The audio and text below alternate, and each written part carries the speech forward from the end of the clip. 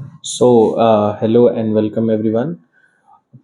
फिर से आप सभी का स्वागत है मेरे यूट्यूब के नए वीडियो में ऑन बायोक्वेस्ट विथ देवांशु शेखर। और आप सभी का फिर से स्वागत है काफ़ी लंबे समय बाद टू द न्यू सेशन, और ऐसा कहूँ कि सेशन 2026-2027 में। सो टू बिगिन विथ हम शुरू करने वाले हैं क्लास 9th के पहले चैप्टर बायोलॉजी के, जिसका नाम है fundamental unit of life, that is cell. So students, मैं आप सभी को ये बता देना चाहता हूँ कि अभी तक we have no final draft of the book, the new NCERT book that is going to be published from NCERT, जो कि एनसीएफ ने डिज़ाइन किया है, जिसमें कि चेंजेस हमें मिले हैं। सो फॉर दैट मैटर अभी हम पुराने ही बुक को कंटिन्यू करेंगे और पुराने बुक में ही थोड़ा सा हम इंट्रोडक्शन के बारे में डिस्कशन करेंगे। सो आइए बढ़ते हैं इस वीडियो में और शुरू करते हैं इस वीडियो को। सो स्टूडेंट्स, अगर मैं आपसे पूछूं कि सेल वर्ड सुनते ही आपको क्या दिमाग में आता है, तो आप सोचेंगे कि सेल जो वर्ड है इसको सुनते ही दिमाग में कभी कभी हमें बहुत सारी चीजें देखने को मिलती हैं। जैसे कि सेल, ये वर्ड सुनते ही दिमाग में कभी जेल आता है। जेल के बारे में सुनते होंगे कि सेल्यूलर जेल में लोगों को भेज दिया गया, कैदी को सेल में डाल दिया गया। फिर कभी आपने ये वर्ड भी सुना होगा, शेल। ये एक होमोफोन है, बट जो है ये भी सेल से राइम करता है। कभी कभी आप फिजिक्स जब पढ़ते हैं तो इसी वर्ड का मतलब होता है part of a battery, smaller component of a battery. तो यहाँ पर सेल का मतलब जो होता है वो क्या होता है, it is the smallest component of our life. हमारा लाइफ इसके बिना संभव नहीं है। सो टू बिगिन विथ हम शुरू करेंगे। लेट अस सी। तो यहाँ पर आप पहली स्लाइड पे आप देख सकते हैं कि दुनिया में every living organism is made up of cell. दुनिया में कोई भी ऐसा ऑर्गेनिज्म नहीं है जो कि सेल के द्वारा नहीं बना हो। And you can notice here that what I have presented is these are the components of cell. It's just a what we call as introductionary slide for you, जिसमें कि आपको ये पता चले कि सेल्स में होता क्या क्या है। It is just that, nothing more, nothing else. तो आगे बढ़ते हैं। आप देख सकते हैं कि दुनिया में बहुत छोटा सा ऑर्गेनिज्म अमीबा भी है, फिर प्लांट भी है, और बहुत ही बड़ा ऑर्गेनिज्म यहाँ पर, और बहुत ही कॉम्प्लेक्स ऑर्गेनिज्म जैसे कि हम ह्यूमंस भी हैं, हमसे भी बड़े ऑर्गेनिजम्स जैसे कि एलिफेंट्स भी हैं।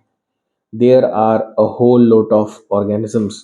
तो इन सारे ऑर्गेनिजम्स का जो बेस है, द फंडामेंटल यूनिट, उसी को हमने क्या नाम दिया है, सेल नाम दिया है। ठीक है, तो आइए शुरू करते हैं। Moving on to the next slide. फिर हम देखते हैं कि व्हाट सेल इज।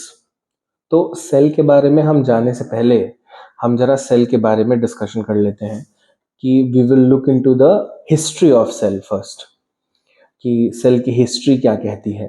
तो वी विल लुक हियर। आप देखिए 1665 में रॉबर्ट हुक, इन्हें हम लोग पाइनियर भी कहेंगे। He is the pioneer. Pioneer मतलब जो सबसे पहले काम को करता है। He has done the basic work and the first work in the area of discovery of cell. इन्होंने जो है वो सेल को डिस्कवर किया था, और अगर मैं और भी प्रिसाइज वर्ड यूज करूं तो सेल को कॉइन किया था। He has coined the term cell. What is the meaning of coined? Cell तो पहले से प्रेजेंट है हमारे पृथ्वी पे, और सारे ऑर्गेनिजम्स इससे बने भी हैं। उन्होंने सिर्फ उन छोटे छोटे कंपार्टमेंट का नाम दिया और उन्हें क्या कहा था, सेल। ठीक है, सेल का मीनिंग भी, रॉबर्ट हुक के लिए सेल का मीनिंग भी था स्मॉल कंपार्टमेंट्स।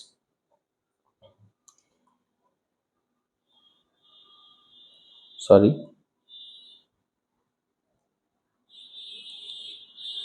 इन्होंने सेल की डिस्कवरी की कैसे थी और कब की थी? तो यहाँ पे आपको ईयर दिख रहा होगा कि he has discovered cell in 1665। इन्होंने सेल की डिस्कवरी 1665 में की थी। He has discovered the cell from cork of a bark of tree.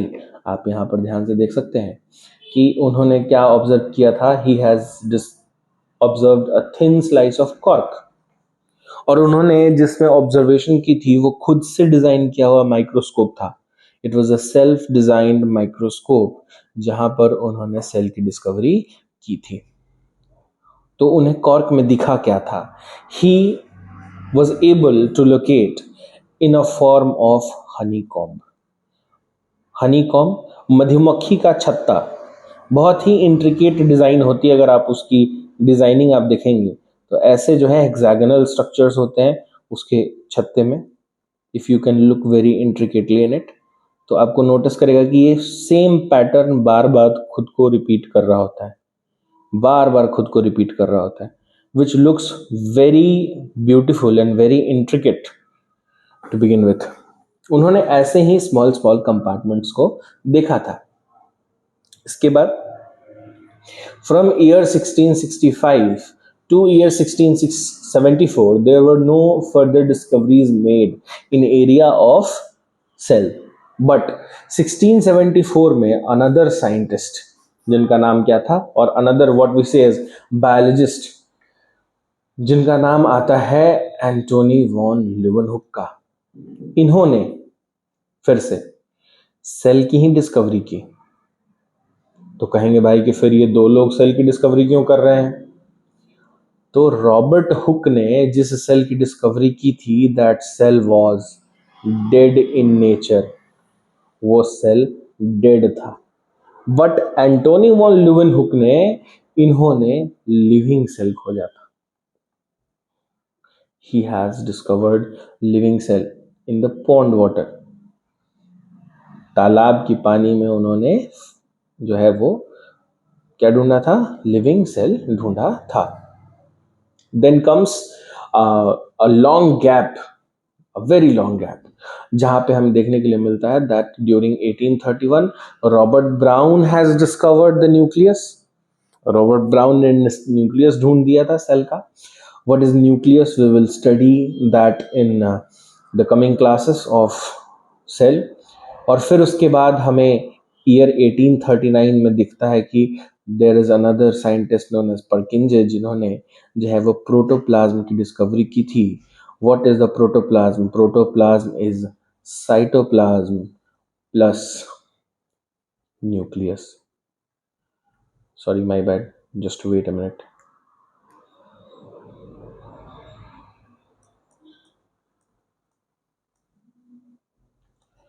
यानी कि सेल के अंदर का जितना भी फ्लूइड सब्सटेंस है उन सबको हम प्रोटोप्लाज्म ही कहते हैं।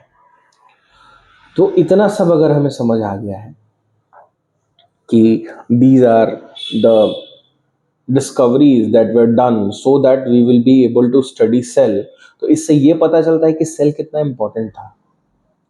और अब यहाँ पर एक बहुत ही मतलब कि डीपर स्टडी हमें करनी होगी और डीपर एनालिसिस करना होगा कि आप देख सकते हैं कि इन सब के बारे में डिस्कशन 1665 से शुरू हो गया था। 1665 से, जब इंडिया मुगल से उलझने में व्यस्त था, west was discovering cell at that time. So there has been a lot of development and discoveries in that area. So और उसके बाद हमें ये भी देखने के लिए मिलता है कि 1940 में इलेक्ट्रॉन माइक्रोस्कोप की डिस्कवरी हो जाती है, जिसके बाद इलेक्ट्रॉन माइक्रोस्कोप की डिस्कवरी होती ही द होल सिनेरियो चेंजेस, सब सिनेरियो बदल जाता है। जो है वो सब लोगों को अब ऐसा लगता है और स्टडी इतनी आसान हो जाती है कि उसके बाद हम लोग जो है वो माइक्रोस्कोप वाले वर्ल्ड में हम चले जाते हैं और माइक्रोस्कोपिक स्टडीज करना स्टार्ट कर देते हैं। Let's move further. Now we will talk about cell theory, a most important theory which is responsible to clear and which will be responsible in future to clear our basic concept about cell.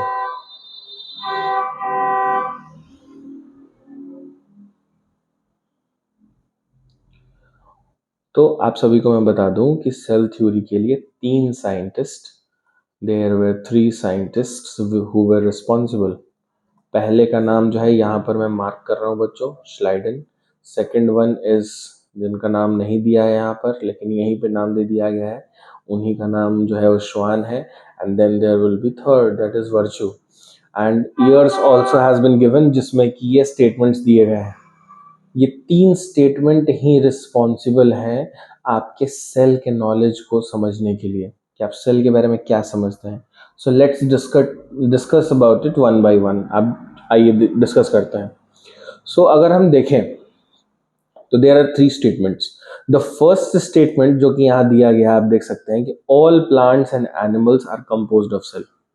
ये जो है ये श्लाइडन ने दिया है। अगर आप ध्यान से देखेंगे, during the year 38 he has given the first statement that all plants and animals are composed of cell. उन्होंने सिर्फ प्लांट और एनिमल्स को कंसिडर किया। उन्होंने अमीबा, फंगस, इन सबको छोड़ दिया। सिंपलर प्लांट्स को उन्होंने छोड़ दिया। उन्होंने मोनेरा प्रोटिस्टा को कोई जगह नहीं दी। उन्होंने वायरस को कंसिडर नहीं किया था।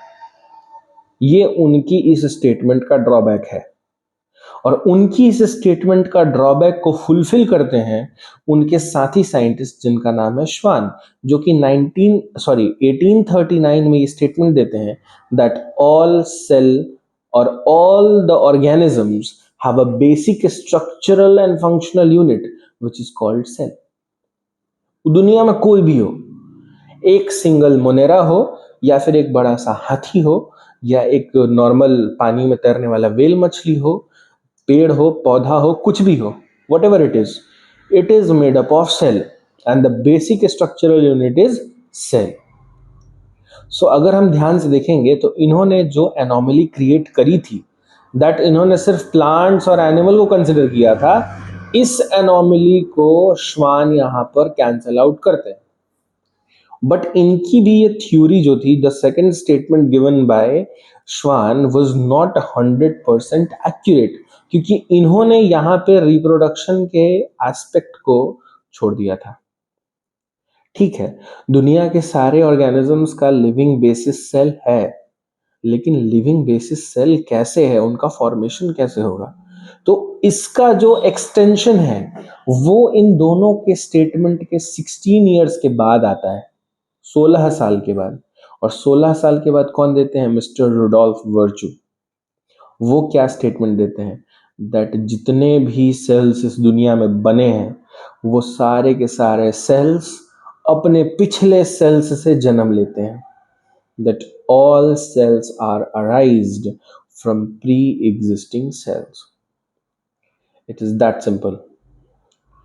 तो अगर हम ध्यान से यहाँ पर सोचें तो ये 3 स्टेटमेंट इनफ है हमें ये समझाने के लिए कि how cell is the fundamental unit of life. क्योंकि पूरा का पूरा लाइफ किससे बना है? सेल से।